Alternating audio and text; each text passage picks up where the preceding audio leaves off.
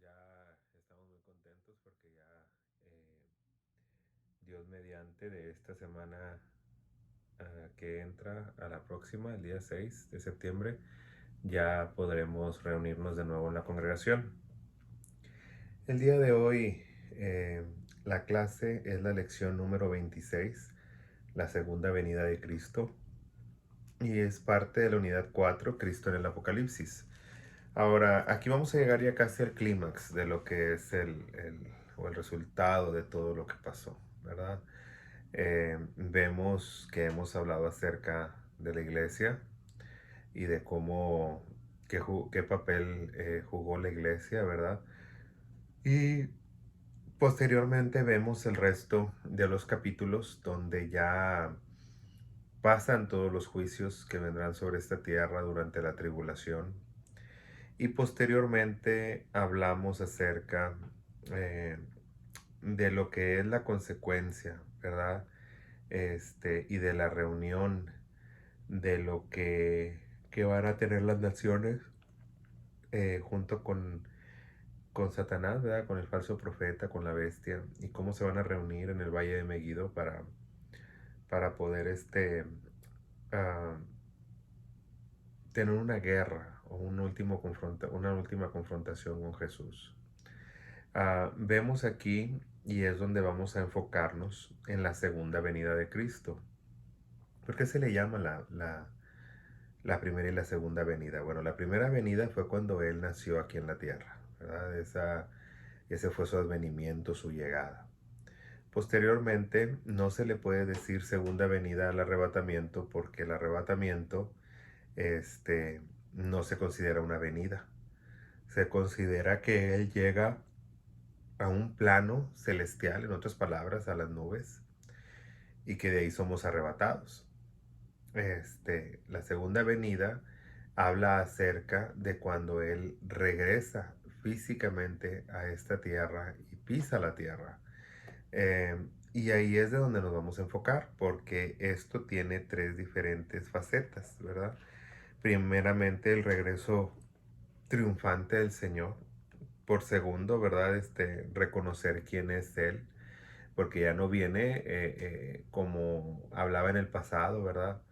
Mira, no le digas a nadie quién te hizo este milagro, no lo vayas a contar. En el pasado él como que trataba de mantener su identidad, ¿verdad? Solamente, no oculta, pero sí tratar de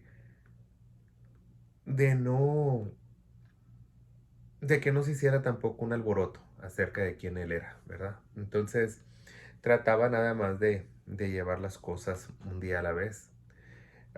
En este caso ya no es la misma situación. En esta situación él ya viene con su título, ¿verdad? Rey de reyes, Señor de señores.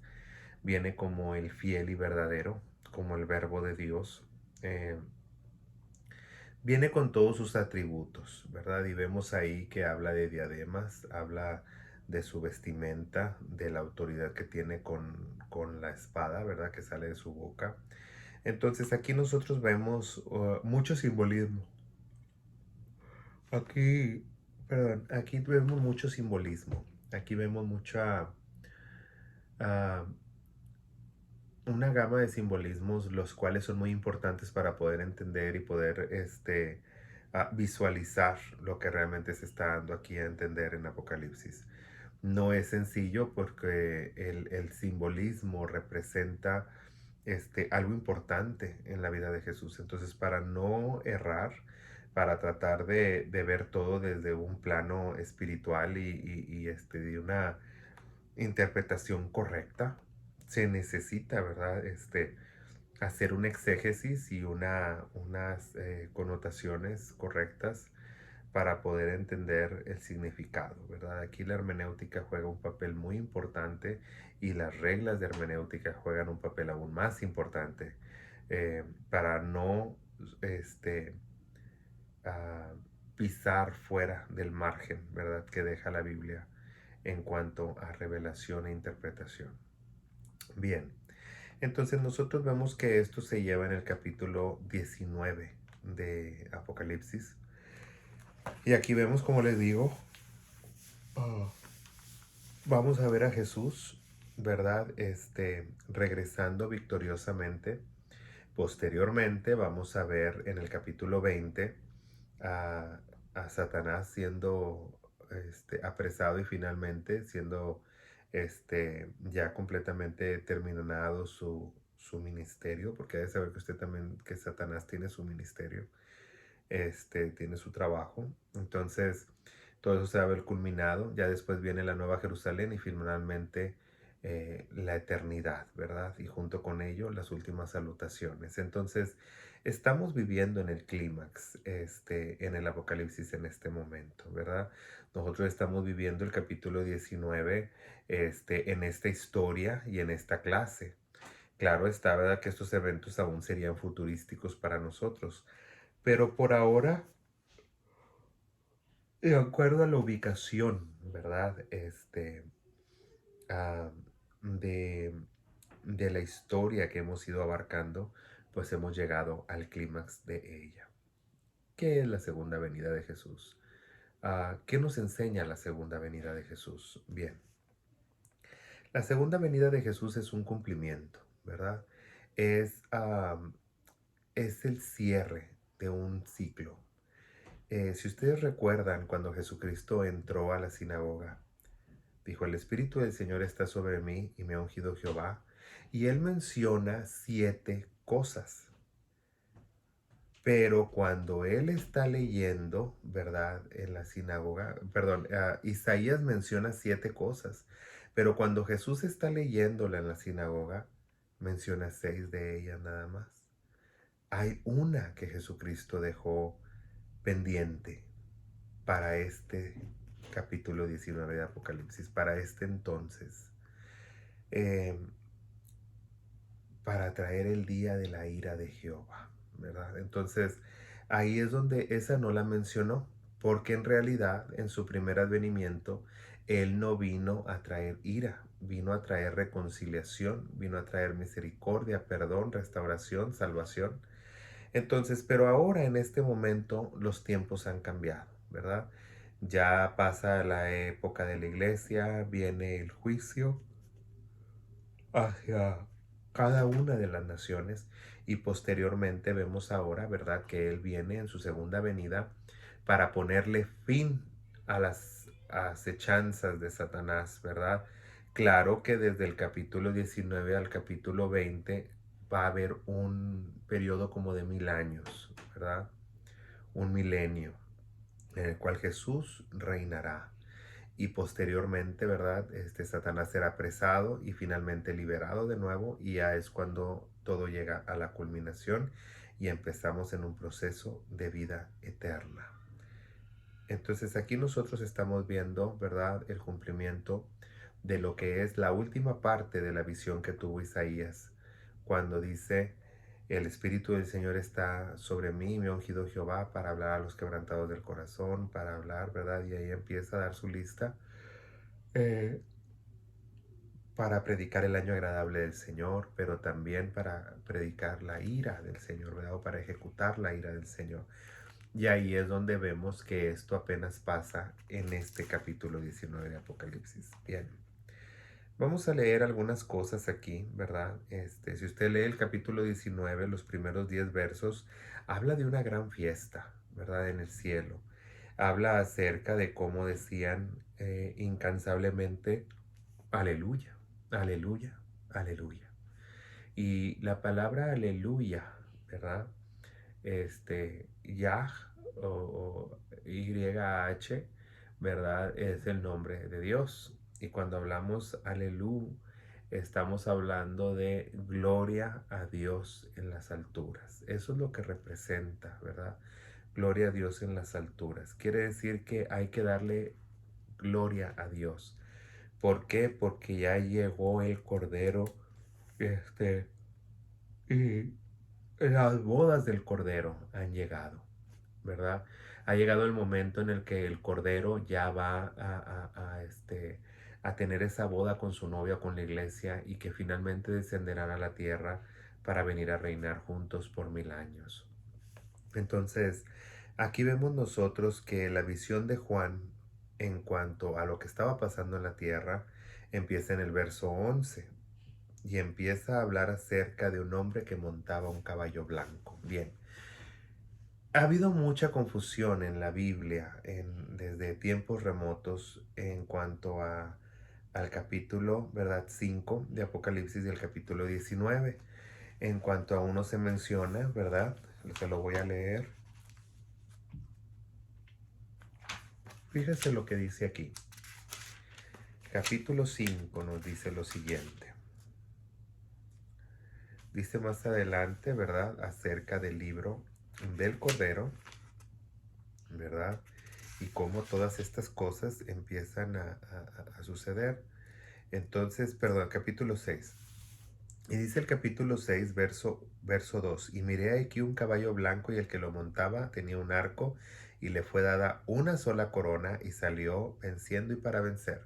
Aquí está hablando de la bestia o de lo que nosotros conocemos como el anticristo o el antimesías, ¿verdad? Nosotros lo podemos ver porque ah, esta revelación parte de la apertura de los sellos. Recordemos que es Jesucristo el único que está abriendo los sellos. Es por eso que aquí hace en el verso 1 del capítulo 6, hace una alusión cuando dice, vi al Cordero que abrió el primer sello. Entonces el Cordero está abriendo los sellos, no es parte de esos sellos, está abriendo los sellos.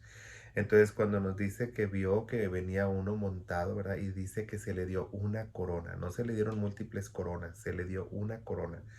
Quiere decir que se le dio una autoridad para hacer algo específico. Y finalmente dice que salió venciendo y para vencer. ¿Por qué? Porque se le dio un tiempo para que él pudiera conquistar, ¿verdad?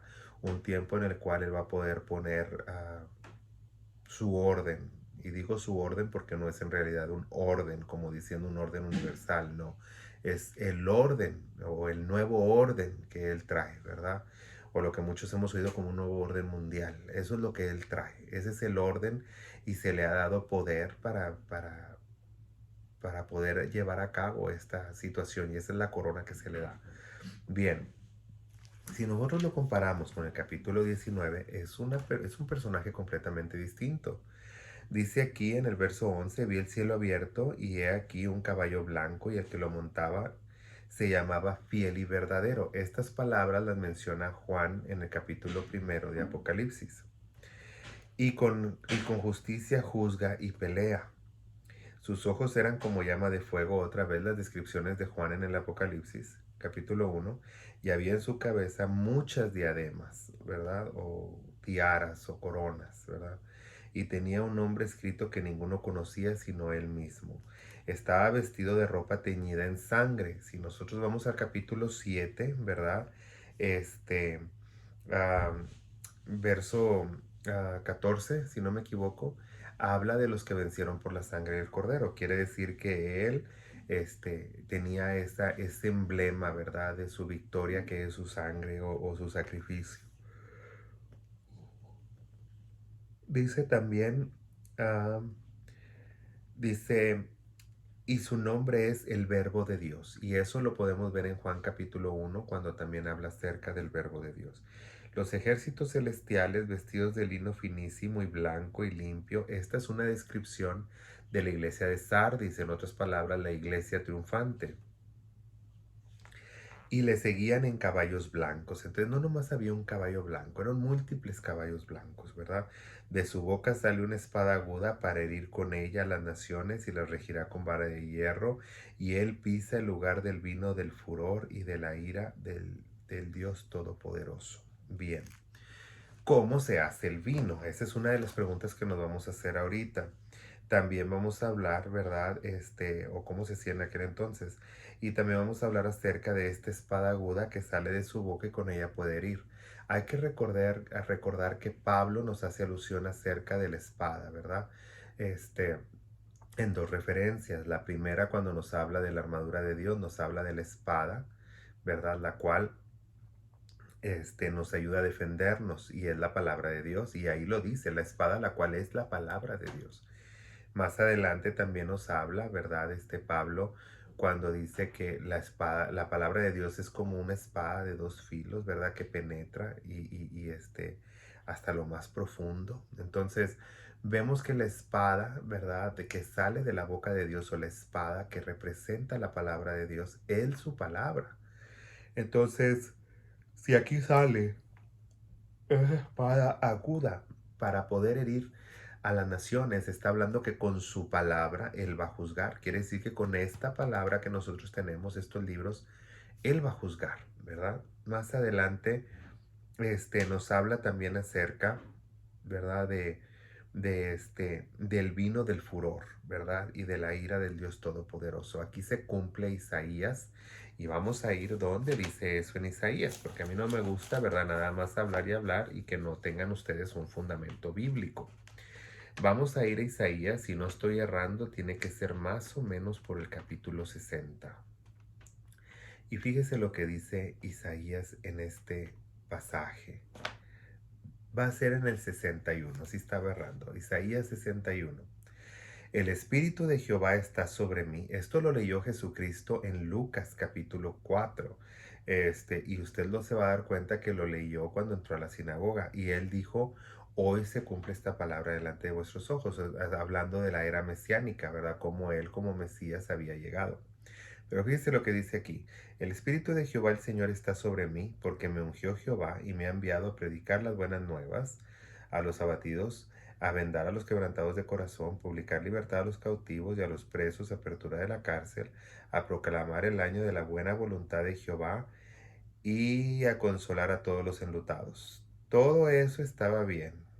Ordenar que los afligidos de Sión, ¿verdad? Pero aquí hay algo que nos brincamos, y el día de venganza del Dios nuestro, ¿verdad? Entonces ahí vemos nosotros que eso no sucede hasta que venimos de regreso al capítulo 19, el cual nos dice, y el furor y la ira del Dios Todopoderoso, ¿verdad? Aquí viene en ese momento.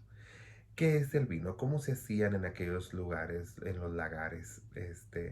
Ha de saber usted que las uvas se ponían, ¿verdad? Y que con los pies se trituraban para que saliera el vino, ¿verdad? Entonces por eso aquí dice, ¿verdad? Dice, y pisa el lagar del vino del furor. Quiere decir que la uva siempre ha representado la sangre, ¿verdad? La uva representa también la sangre de Cristo. Bueno, el jugo de uva, ¿verdad? Representa la sangre de Cristo. Por eso tenemos comunión con el jugo de uva, porque representa la sangre de Cristo. Entonces cuando dice viene y pisa el lagar del vino del furor, está hablando de que viene a pisar, ¿verdad? Esas uvas, y que esa sangre, ¿verdad? Que ha sido derramada, viene ahora a ser el furor de la ira de Dios. Hablando, ¿verdad?, de que ese sacrificio que Jesucristo hizo, el cual se le dio la oportunidad al mundo entero para una salvación, todos aquellos que rechazaron esa sangre preciosa, entonces ahora eso es lo que provoca la ira de Dios. La ira de Dios no viene tanto por alguna situación en específico, un pecado en específico. La ira de Dios viene sobre nosotros porque nosotros, teniendo a Dios, ¿verdad? No lo tomamos en cuenta. Teniendo a Jesucristo y su salvación, no la rechazamos en lugar de aceptarla, ¿verdad?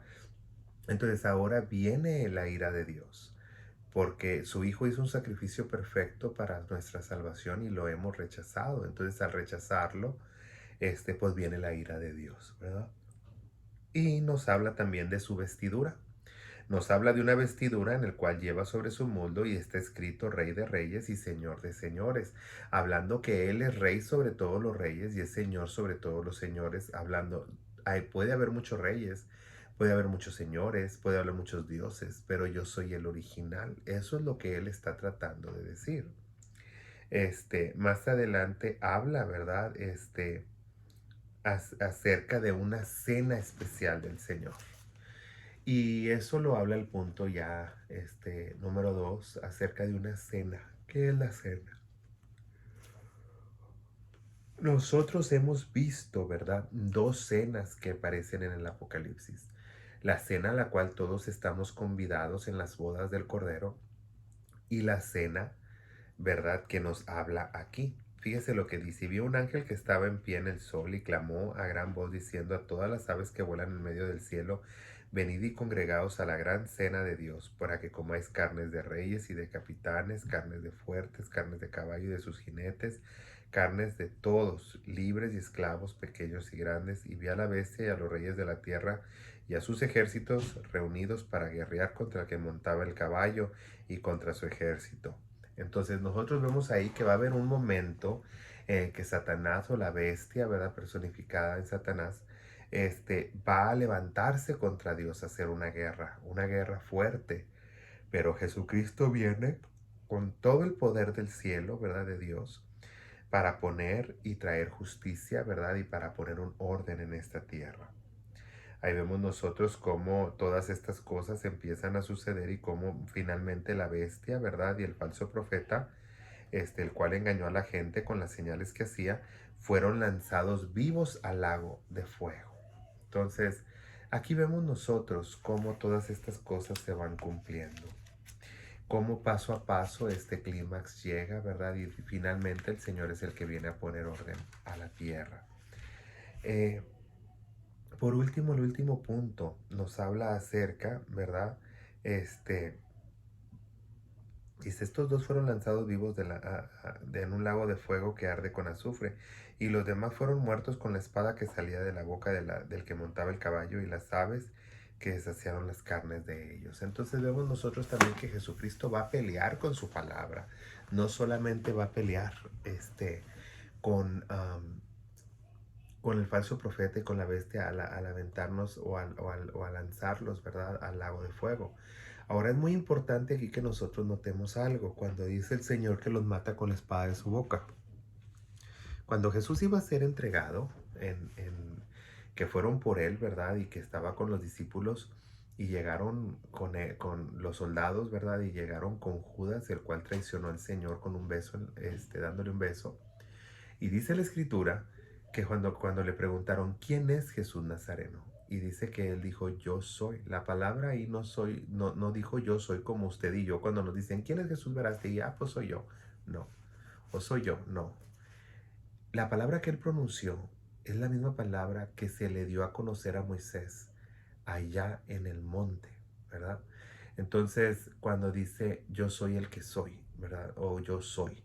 Cuando dice eso, la palabra es parecida a Yahweh. Hay una manera de pronunciarla, pero no debemos de pronunciarla, ¿verdad? Es una palabra que solamente los judíos resguardan con mucho respeto.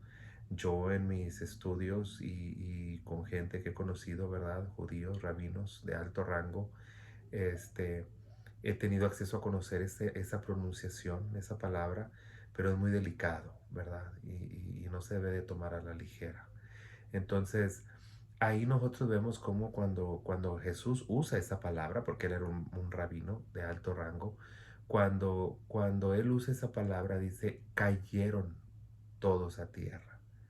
No hablan de caer del verbo me tropecé y me caí. Hablan de caer, de expirar. Sí, por eso es necesario leer los originales. Cuando vienen todos contra él le dicen: ¿dónde está Jesús Nazareo? Y él dice: Yahweh. Sí. Cuando dice eso, nombra el nombre impronunciable del Señor. Y cuando lo hace, en ese nombre hay poder, y más cuando es una persona con un grado de poder como el de Jesús. Cuando Él lo menciona, todos cayeron muertos. Y Él los levantó de nuevo, dando a entender: nadie puede con Él. Por eso se cumple la palabra que Él mismo dijo: nadie me puede tomar mi vida. Yo la pongo en rescate por muchos, pero mi vida yo la pongo y yo tengo el poder para volverla a levantar. O sea, en otras palabras, yo puedo poner mi vida, me puedo poner mi vida para la salvación de otros, pero yo puedo volverla a tomar para atrás y puedo volver a la vida otra vez, ¿verdad? Puedo decidir morir, puedo decidir vivir.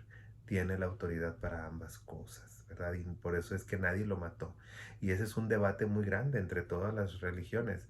¿Quién mató a Cristo? ¿Lo mataron los judíos? Nadie lo mató. Él mismo te está diciendo: nadie puede quitarme mi vida. Yo la pongo y yo la vuelvo a tomar. ¿Sí?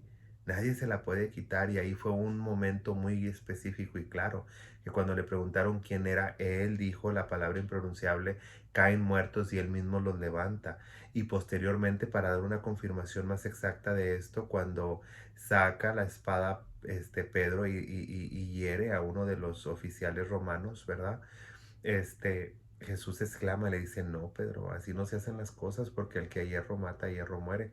Dios le levanta la oreja y se la vuelve a restituir, ¿verdad?